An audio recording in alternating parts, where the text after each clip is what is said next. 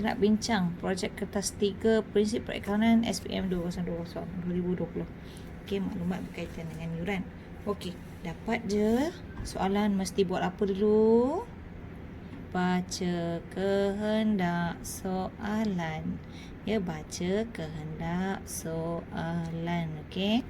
Lah, kehendak soalan ni apa?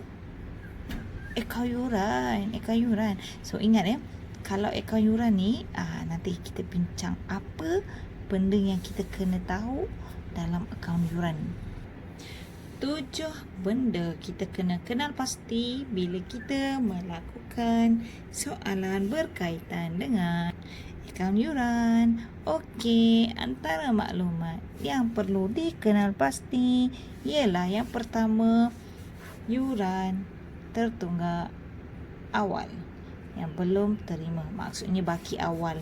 Baki awal biasanya dia akan tulis dalam soalan, biasanya dia akan nyatakan dekat situ, dia tulis yuran belum terima.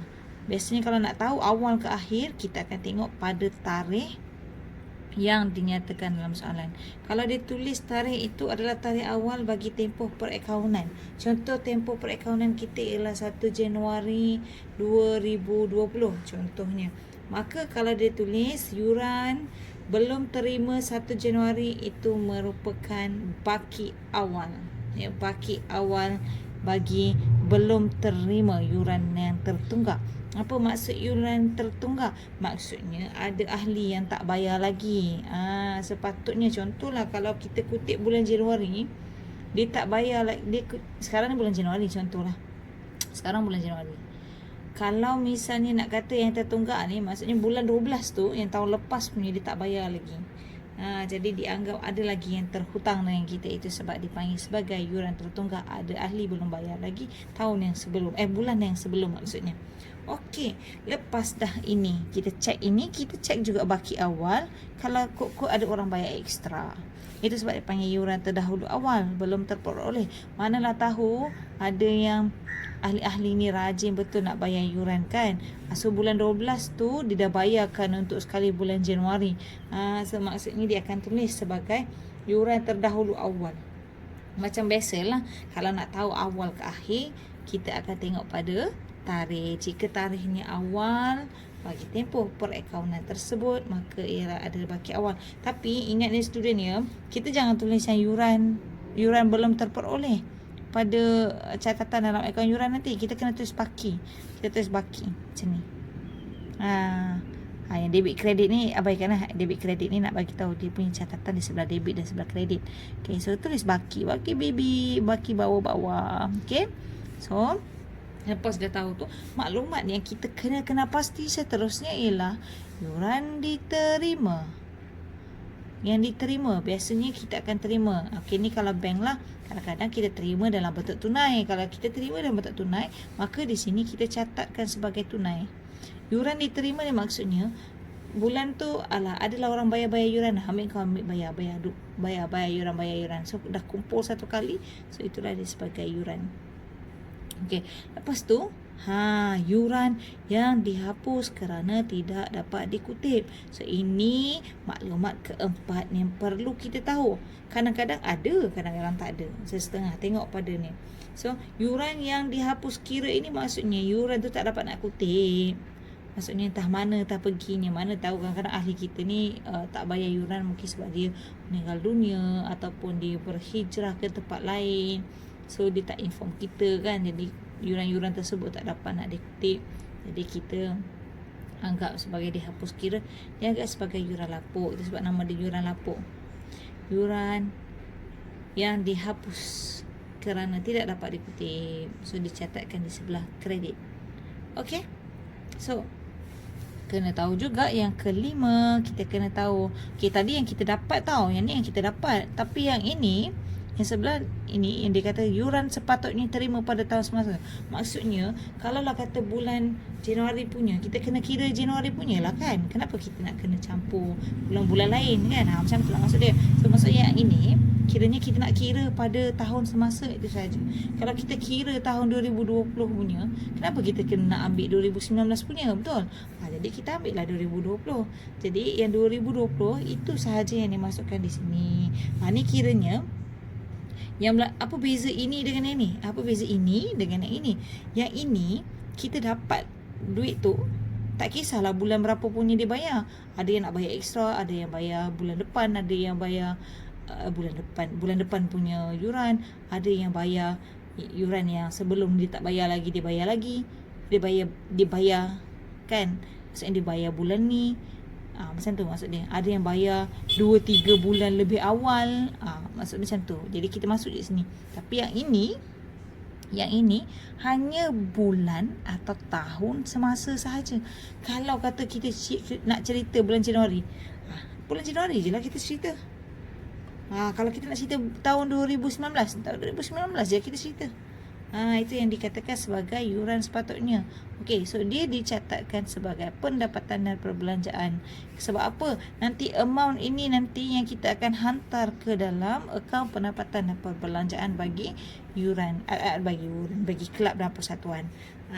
So kadang-kadang kita tak ada jumlah ini, dia tak bagi, dalam kadang tak bagi, jadi kita kena orang kata apa, jadikan dia sebagai angka pengimbang. Maksudnya dah kira semua, tolak untuk dapatkan yang ini. Tapi kadang-kadang dia bagi. Bila dia bagi, kita kena kira lah. Contoh kalau dia bagi 10 orang je ahli bulan Januari, 10 orang, kita ambil yang rendah lah jumlah dia kan, 10 orang. So setiap orang bayar RM2. So RM20 je kita terima bulan tu. So RM20 lah, kita kira lah 10 orang darab dengan RM2, so RM20. Macam tu. Okey, so itu adalah yang kelima. Yang keenam, baki akhir. Maksudnya baki akhir, maksudnya tadi kan kita dah terima semua kan, dah terima yang dah terbayar lebih kan. Jadi kita kiralah dekat sini, ada tak yang belum bayar untuk bulan tu.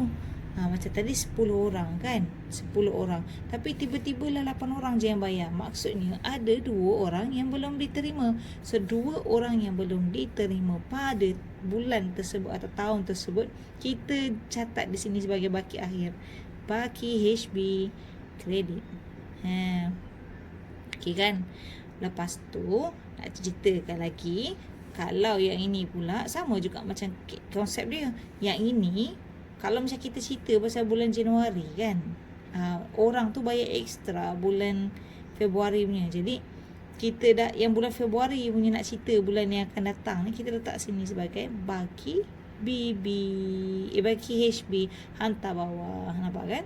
So ingat, bila kita nak melakukan tajuk berkaitan dengan akaun yuran, ada 7 maklumat yang perlu dikenal pasti. Dalam kertas 3, prinsip perakaunan SPM 2020, ada satu part tu dia minta tentang akaun yuran.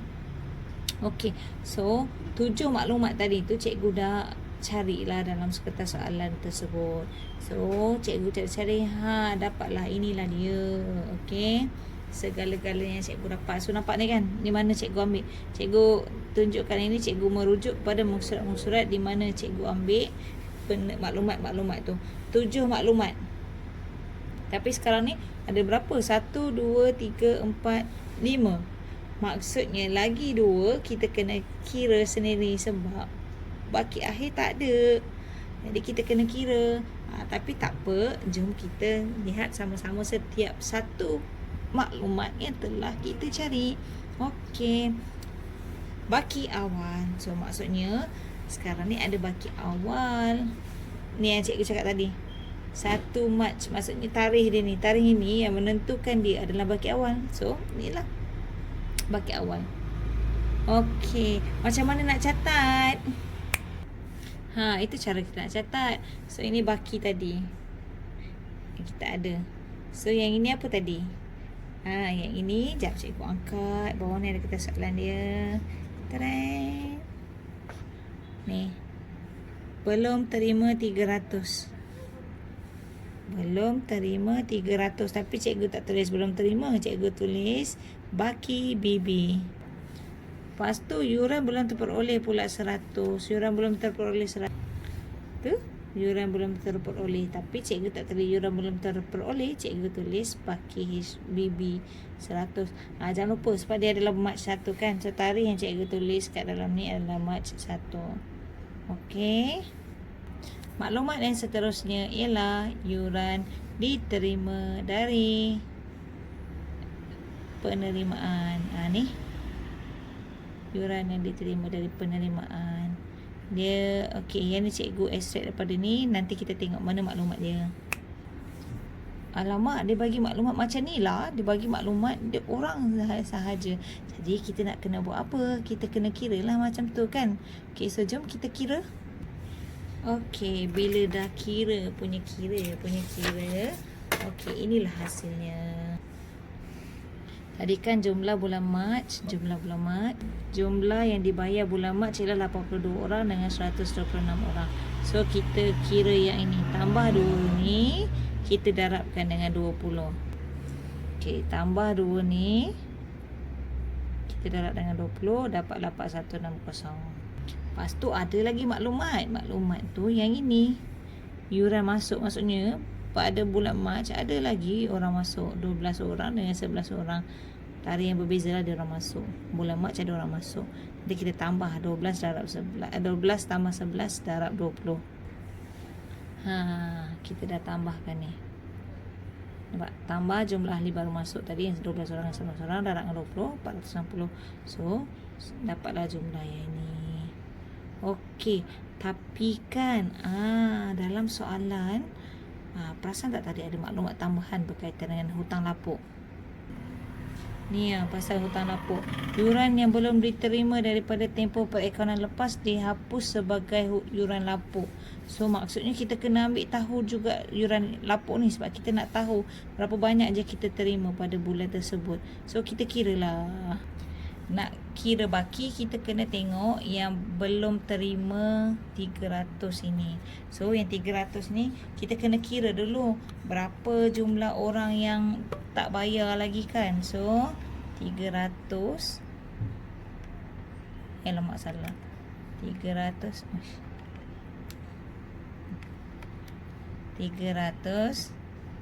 bahagi dengan RM20. So ada 15 orang tak bayar lagi. Sebab kita ambil daripada sini, sebab kita nak kira hutang lapuk ni tau. So 15 orang tak bayar lagi. Okey, nak kira yuran lapuk tadi kita kena ambil tahu ni lah. Baki belum terima yang awal tadi tu kan. So jumlah dia bagi RM300. So bahagi RM20 dengan yuran kan, dengan yuran bulan. So kita dapat 15 orang. So kena tolak dengan jumlah yang bayar pada semasa. Jadi kita ambil maklumat ni, yuran tempoh perakaunan lepas. Maksudnya yang 12 orang ni dia bayar tahun lepas punya. Dia bayar tahun lepas, dia bayar bulan lepas punya, tempoh perakaunan yang lepas. So 12 orang. Jadi kena tolak jumlah tadi yang baki tadi dengan jumlah yang ini. Maksudnya jumlah tadi tu nampak? Yang tadi tu 12 orang tadi tu bayaran yang kita terima untuk bulan yang lepas yang sebelum. So tolakkan. So maksudnya ada 3 orang tak boleh bayar. 3 orang tu yang dihapus. Kira darablah dengan RM20 yuran, dapatlah RM60. So yang ini, jumlah ini kita kena tolak dari sini sebab kita nak dapatkan yuran diterima pada time itu. So yang ini belum lagi sebab ini keseluruhan. Kita kena tolak dulu yang ini supaya kita dapat jumlah yuran diterima dari penerimaan dan pembayaran.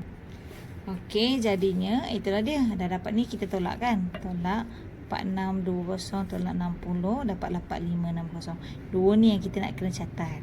Kita nak kena catat dua ni. Kita nak kena catat apa? Kita kena catat yuran diterima dari penerimaan dan pembayaran dan yuran yang dihapuskan kerana tidak dapat dikutip yuran atau namanya yuran lapuk. Macam mana nak catat? Tu kita catat ni. Yang tadi kita dah kira 4560 tunai dan yuran lapuk RM60. Sini kita catat. So kita tengok pula maklumat yang seterusnya. Ini maklumat yang seterusnya, yuran sepatutnya diterima pada tahun semasa. So kita ada maklumat tentang ini. Kita kita ada maklumat ni 200 ahli 20 orang, RM20 seorang. So kena kira. Yang ni maksudnya jumlah ahli 200. Macam nak kira?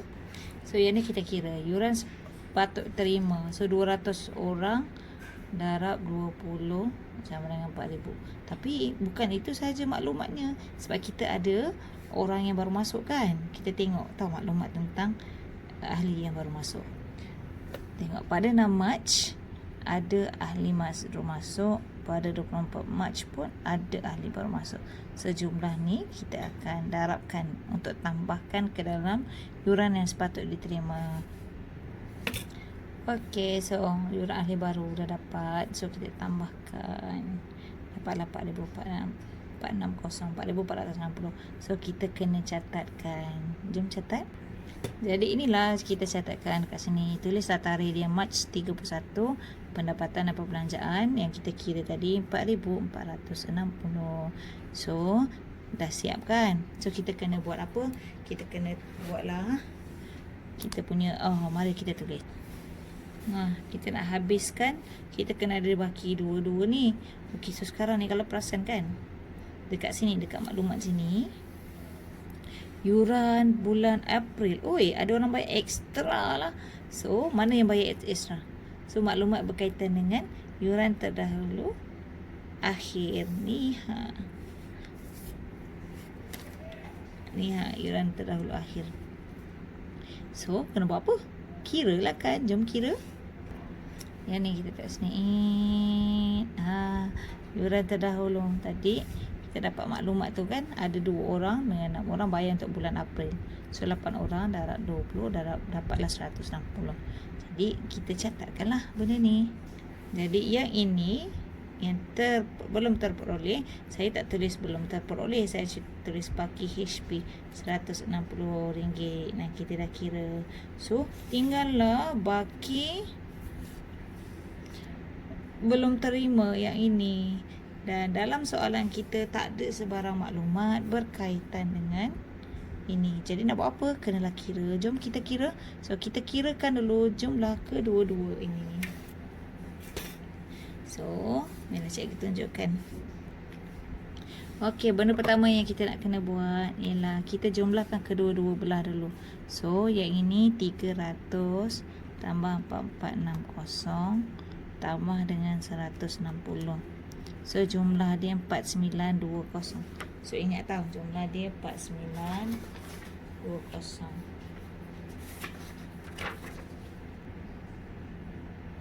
Dah kira jumlah debit, kita kira pula sebelah kredit. Angkat 100 tambah 4,560 tambah 60. So jumlahnya adalah 4,720. Ni 4,720, yang ini 4,920. Mana lagi besar? Yang lebih besar ialah yang sebelah ini. Jadi jumlah ini kita akan letakkan di sini. So saya tulislah. Okey, jadi saya tulis jumlah yang besar tu dekat sini. Okey, apa nak buat dengan yang ni? Okey, jadi untuk dapatkan jumlah ini, yang ini jumlah yang besar ni kena tolak jumlah yang kecil ini. Jadi 4920 kita tolakkan dengan 4720. Nampak kan tu? Okey, jumlah yang besar ini tolak yang kecil. Okey, so kita dapat perbezaannya sama dengan 200. 200 kita akan catat di sini. Maka lengkaplah sudah. Okey, kita punya akaun yuran. So ingat dia student kan? Ingat, pastikan kita kena ada tarikh.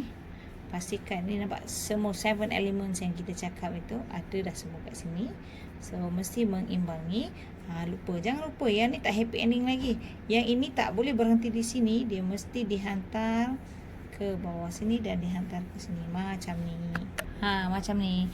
Yang ini hantar pergi sana. Okey, mesti ada happy ending. Tu yang ini hantar pergi sini. Okey. Okey, disebabkan oleh dalam accounting kekemasan dan ketepatan diambil kira. So pastikan nilai RM ini. Mesti ada tulis RM. Kerana apa? Sebab andaian kita ialah wang sebagai ukuran. So mestilah ditulis mengikut nilai tempat. So nampaklah daripada kemasan kolom dia mesti ada tarikh, mesti ada ini butiran-butiran dan juga jumlah dia. So jangan lupa mesti ada kolom folio. Kalau daripada mana maklumat yang kita dapat tu, di situlah kita akan nyatakan di situ. Okey, itu sahaja. Selamat mencuba untuk menyelesaikan tajuk kertas 3 SPM 2020. Good luck. Dalam kertas 3 prinsip perakaunan SPM 2020, ada satu part tu dia minta tentang akaun yuran. Okey, so 7 maklumat tadi tu cikgu dah carilah dalam kertas soalan tersebut. So cikgu cari dapatlah inilah dia. Okey, segala-galanya cikgu dapat. So nampak ni kan, di mana cikgu ambil. Cikgu tunjukkan ini, cikgu merujuk pada musurat-musurat di mana cikgu ambil maklumat-maklumat tu. 7 maklumat. Tapi sekarang ni ada berapa? 1, 2, 3, 4, 5. Maksudnya lagi 2 kita kena kira sendiri sebab baki akhir tak ada. Jadi kita kena kira. Tapi tak apa, jom kita lihat sama-sama setiap satu maklumat yang telah kita cari. Okey. Baki awal. So maksudnya sekarang ni ada baki awal. Ni yang cikgu cakap tadi. 1 Mac. Maksudnya tarikh dia ni. Tarikh ini yang menentukan dia adalah baki awal. So inilah baki awal. Okey, macam mana nak catat? Itu cara kita nak catat. So ini baki tadi yang kita ada. So yang ini apa tadi?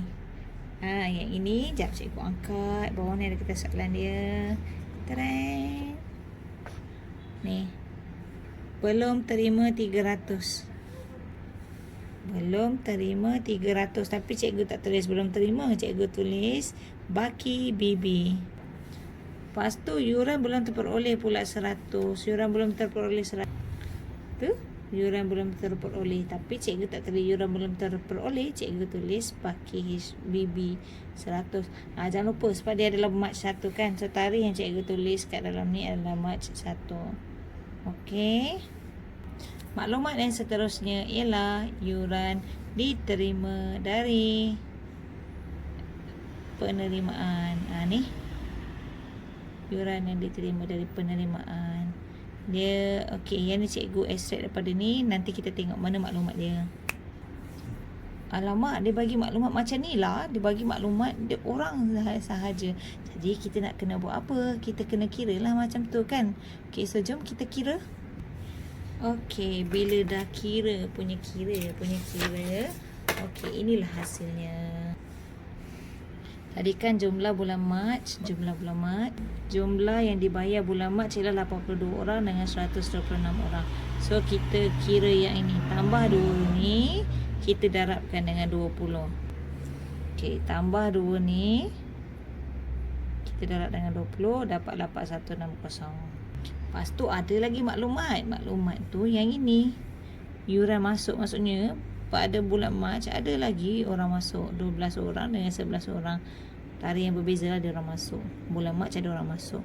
Jadi kita tambah 12 darab 11. 12 tambah 11 darab 20.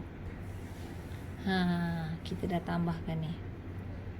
Nampak? Tambah jumlah ahli baru masuk tadi yang 12 orang dan 11 orang darab dengan 20, 460. So dapatlah jumlah yang ini. Okey, tapi kan dalam soalan perasan tak tadi ada maklumat tambahan berkaitan dengan hutang lapuk. Ni pasal hutang lapuk. Yuran yang belum diterima daripada tempoh perakaunan lepas dihapus sebagai yuran lapuk. So maksudnya kita kena ambil tahu juga yuran lapuk ni sebab kita nak tahu berapa banyak je kita terima pada bulan tersebut. So kita kiralah. Nak kira baki, kita kena tengok yang belum terima 300 ini. So yang 300 ni kita kena kira dulu berapa jumlah orang yang tak bayar lagi kan. So 300 alamak salah. 300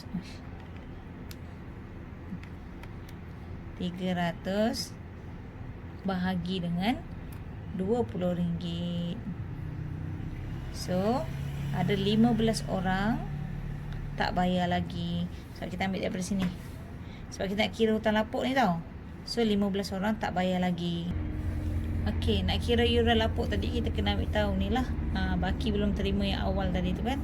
So jumlah dia bagi RM300. So bahagi RM20 dengan yuran kan, dengan yuran bulan. So kita dapat 15 orang. So kena tolak dengan jumlah yang bayar pada semasa. Jadi kita ambil maklumat ni, yuran tempoh perakaunan lepas. Maksudnya yang 12 orang ni dia bayar tahun lepas punya. Dia bayar tahun lepas, dia bayar bulan lepas punya tempoh perakaunan yang lepas. So 12 orang. Jadi kena tolak jumlah tadi yang baki tadi dengan jumlah yang ini. Maksudnya jumlah tadi tu, nampak? Yang tadi tu 12 orang tadi tu bayaran yang kita terima untuk bulan yang lepas, yang sebelum. So tolakkan. So maksudnya ada 3 orang tak boleh bayar. 3 orang tu yang dihapus. Kira darablah dengan RM20, yuran dapatlah RM60. So yang ini, jumlah ini kita kena tolak dari sini. Sebab kita nak dapatkan yuran diterima pada time itu. So yang ini belum lagi. Sebab yang ini keseluruhan. Kita kena tolak dulu yang ini, supaya kita dapat jumlah yuran diterima dari penerimaan dan pembayaran. Okey, jadinya itulah dia. Dah dapat ni, kita tolak kan. Tolak 4620 tolak 60 dapatlah 4560. Dua ni yang kita nak kena catat. Kita nak kena catat dua ni. Kita nak kena catat apa? Kita kena catat yuran diterima dari penerimaan dan pembayaran, dan yuran yang dihapuskan kerana tidak dapat dikutip yuran atau namanya yuran lapuk. Macam mana nak catat? Tu kita catat ni. Yang tadi kita dah kira 4560 tunai dan yuran lapuk RM60. Sini kita catat. So kita tengok pula maklumat yang seterusnya. Ini maklumat yang seterusnya. Yuran sepatutnya diterima pada tahun semasa. So kita ada maklumat tentang ini. Kita ada maklumat ini. 200 ahli, 20 orang, RM20 seorang. So kena kira. Yang ni maksudnya jumlah ahli 200. Macam nak kira? So yang ni kita kira yuran patut terima. So 200 orang darab 20 sama dengan 4,000. Tapi bukan itu sahaja maklumatnya. Sebab kita ada orang yang baru masuk kan. Kita tengok tahu maklumat tentang ahli yang baru masuk. Tengok pada 6 Mac ada ahli baru masuk. Pada 24 Mac pun ada ahli baru masuk. Sejumlah ni kita akan darabkan untuk tambahkan ke dalam yuran yang sepatut diterima. Okey, so yuran ahli baru dah dapat. So kita tambahkan. Dapatlah 4,460. So kita kena catatkan. Jom catat. Jadi inilah kita catatkan kat sini. Tulislah tarikh dia Mac 31. Pendapatan dan perbelanjaan yang kita kira tadi 4,460. So dah siap kan? So kita kena buat apa? Kita kena buatlah kita punya, mari kita tulis. Kita nak habiskan, kita kena ada baki dua-dua ni. Okey, so sekarang ni kalau perasan kan, dekat sini, dekat maklumat sini, yuran bulan April. Ada orang bayar ekstra lah. So mana yang bayar ekstra? So maklumat berkaitan dengan yuran terdahulu akhir ni. Yuran terdahulu akhir. So kena buat apa? Kira lah kan. Jom kira.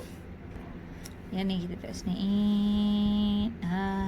Yuran terdahulu tadi kita dapat maklumat tu kan, ada 2 orang dengan 6 orang bayar untuk bulan April. So 8 orang darab 20 dapatlah 160. Jadi kita catatkanlah benda ni.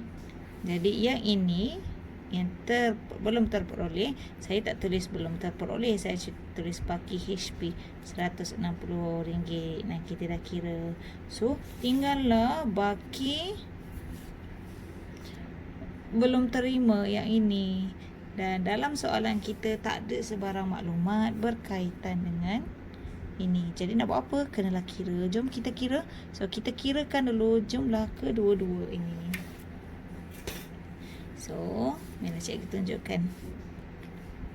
Okey, benda pertama yang kita nak kena buat ialah kita jumlahkan kedua-dua belah dulu.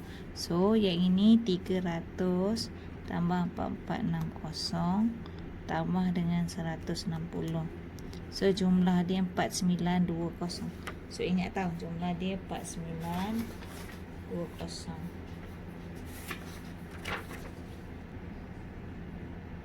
Dah kira jumlah debit, kita kira pula sebelah kredit.